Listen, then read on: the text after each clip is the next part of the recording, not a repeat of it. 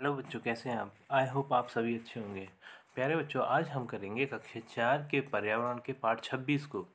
इस पाठ का नाम है बच्चों फौजी वहीदा। इस पाठ का जो पहला प्रश्न है बच्चों वो है, सेना की नौकरी में सैनिकों की एक समान यूनिफॉर्म होती है।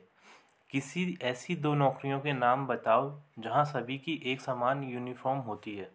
तो सेना में देखा होगा बच्चों, सभी की एक जैसी ड्रेस होती है, सभी फौजियों को एक जैसी वर्दी मिलती है।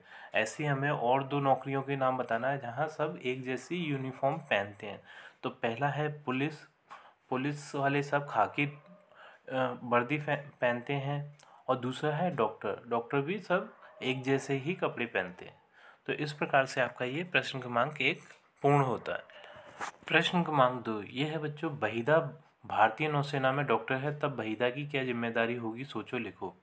तो इसका उत्तर आप लिखेंगे, जब जहाज़ 3-4 महीने के लिए समुद्र में जाता है तो वहीदा की जिम्मेदारी होती है कि सबकी तबीयत ठीक रहे। ठीक है बच्चों, इस प्रकार से आप प्रश्न क्रमांक 2 के उत्तर को लिख सकते हैं।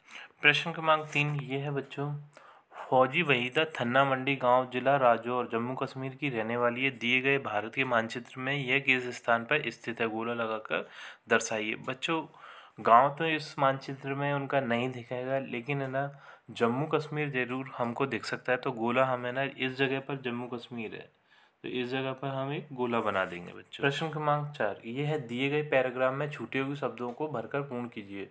तो ये एक पैराग्राफ है, उसमें कुछ छूटे हुए शब्द हैं, उसमें मैंने भर दिया है। जैसे जब मैं बहुत छोटी थी तभी से कुछ अलग करना चाहती थी, मुझे मोटरसाइकिल चलाने का बहुत शौक था। हम 3 बहनें थीं, पापा भी यही चाहते थे कि हम तीनों बहनों में से एक डॉक्टर बने, एक वकील बने या पुलिस में जाए और एक बच्चों को पढ़ाए।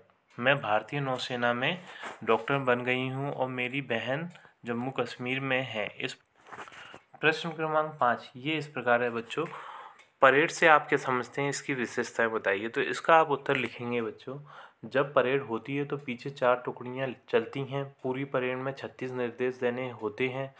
निर्देश इतनी जोर से देने होते हैं कि सबसे पीछे वाली टुकड़ी के लोग भी सुन पाए, देखने वाले तक भी आवाज़ सुने जो मैदान के दूसरी तरफ बैठते हैं। इस प्रकार से आप प्रश्न क्रमांक 5 के उत्तर को कर सकते हैं बच्चों। प्रश्न क्रमांक 6 डॉक्टर वहीदा के डॉक्टर बनने के बारे में लिखिए। उत्तर, डॉक्टर वहीदा ने डॉक्टर बनने के लिए बहुत मेहनत की थी।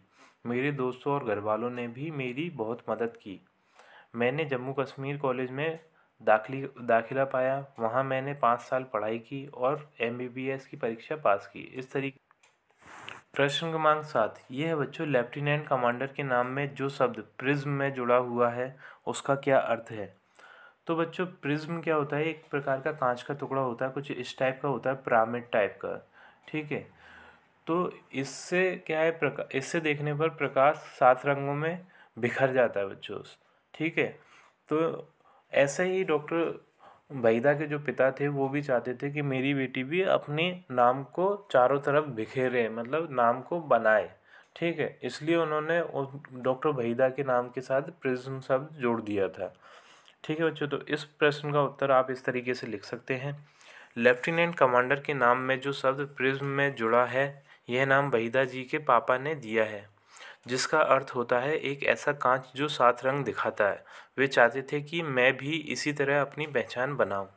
तो इस प्रकार से आप प्रश्न क्रमांक 7 के उत्तर को लिख सकते हैं। प्रश्न क्रमांक 8 है बच्चों, क्या पानी के जहाज पर अस्पताल भी होता है। तो हम इसमें लिखेंगे, हाँ पानी के जहाज पर अस्पताल भी होता है। क्योंकि बच्चों, अगर पानी के जहाज़ पर मान लो कि कोई बीमार पड़ गया, क्योंकि पानी का जहाज़ 3-4 महीने के लिए पानी में जाता है। ठीक है बच्चों, समुद्र पे तैरता है, अगर वहाँ कोई बीमार पड़ गया तो फिर उनका इलाज कौन करेगा। तो प्रश्न क्रमांक 9 है बच्चों, आप जीवन में क्या बनना चाहते हैं, उसके लिए क्या करना ज़रूरी है।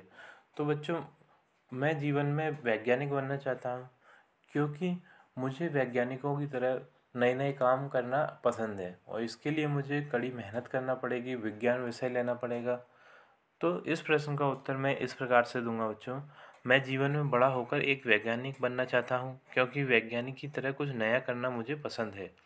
इसके लिए मुझे विज्ञान विषय लेना होगा और कड़ी मेहनत करनी होगी। तो इस प्रश्न क्रमांक 10 ये है बच्चों, कोई एक प्रसिद्ध महिला जिसके बारे में आपने पढ़ा व सुना है, उसका नाम व कोई एक गुण जिसने आपको प्रभावित किया है, लिखिए। तो मैंने यहाँ पर इंदिरा गांधी जी के बारे में लिखा है। इंदिरा गांधी का एक गुण जिसने मुझे सबसे ज़्यादा प्रभावित किया वो है दृढ़ निश्चय। यानी वो कोई निश्चय कर लेती थी तो फिर उसे पूरा करती थी, उससे वो पीछे नहीं हटती थी। ठीक है बच्चों, तो इस प्रश्न का आप उत्तर लिखेंगे, इंदिरा गांधी एक दृढ़ निश्चयी महिला थी। वह एक बार यदि कोई निश्चय कर लेती तो वह पीछे नहीं हटती थी। इस प्रकार से आप इस उनके एक गुण को लिख सकते हैं। ठीक, प्रश्न के उत्तर के साथ बच्चों ये हमारी वीडियो कंप्लीट होती है। यदि आपको हमारी वीडियो पसंद आई है तो हमारे चैनल को सब्सक्राइब करके ज़रूर जाइएगा। ये आपसे एक छोटी सी रिक्वेस्ट है और आपसे मिलते हैं अपनी अगली वीडियो में।